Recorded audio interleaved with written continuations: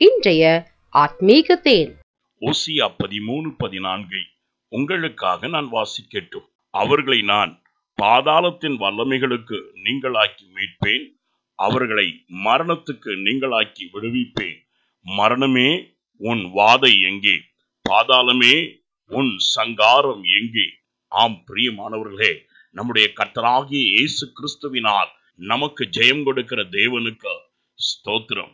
அவரே பாதாளத்தையும் அதில் உள்ள சகல வலிமைகளையும் ஜெயித்தவராய் இருக்கின்றார். ஆம், அவர் மாம்சத்தில் கொலை உண்டு, ஆவியிலே உயிர்ப்பிக்கப்பட்டவராய் பாதாளத்துக்குள் இறங்கி சென்று சிறைப்பட்டவர்களுக்கு தம்மை வெளிப்படுத்தி துரோகிகளாய் இருக்கிற நமக்கு மகாபெரும் நம்பிக்கையை உண்டாக்கும்படிக்கு சிறைப்பட்டவர்களை சிறையாக்கி உன்னதங்களில் ஏறி சென்றார் என்று 1 பேதுரு 18 சங்கீதம் 68:18 நாம் வாசிக்கின்றவர்களாய் இருக்கின்றோம்.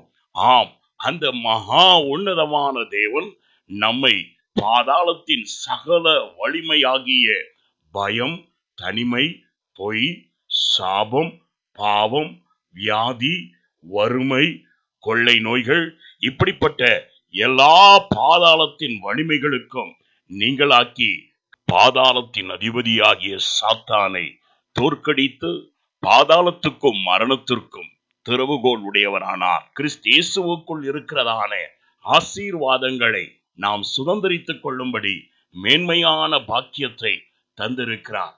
இனி ஜீவகாலமெல்லாம் நாம் மரண பயத்தில் திகைக்காதபடி மேன்மையான நம்பிக்கையை அவர் நமக்கு தந்திருக்கிறார். அவர் நம்மோடு இருக்கின்ற இம்மானுவேலன் மரண இருளின் பள்ளத்தாக்கில் நடந்தாலும் அவர் நம்மோடு இருந்த நம்மை தைரியப்படுத்தி வழி நடத்த வல்லவராய் இருக்கிறார். எனவே நமக்காக சகலவற்றையும் செய்து முடித்த தேவாதி தேவன் மேல் நம்பிக்கை வைப்போம், என்றும் ஜெயம் உள்ளவர்களாய் வாழ்வோம்.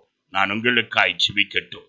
எங்களை அதிகமாய் நேசிக்கும் அன்புள்ள பிதாவே, சர்வலோகத்துக்கும் ஆண்டவரும் அதிபதியுமாய் இருக்கிறவரே, இதோ பாதாளத்தின் வலிமைகள் எங்களை மேற்கொள்ளாதபடி நீரே எங்களை எல்லா தீங்குகளில் இருந்தும் ஒவ்வொரு நாளும் காத்து வழி நடத்துகிறபடியால் உம்மை நன்றியோடு துதிக்கிறோம், ஸ்தோத்தரிக்கிறோம் ஆண்டவரே.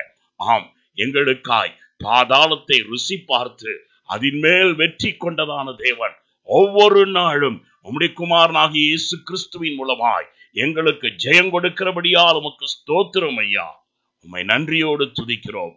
மீட்பராம் இயேசுவின் மூலம் இந்த ஜெபத்தை எடுக்கிறோம், எங்கள் நலன் கருதும் நல்ல பிதாவே, ஆமேன்.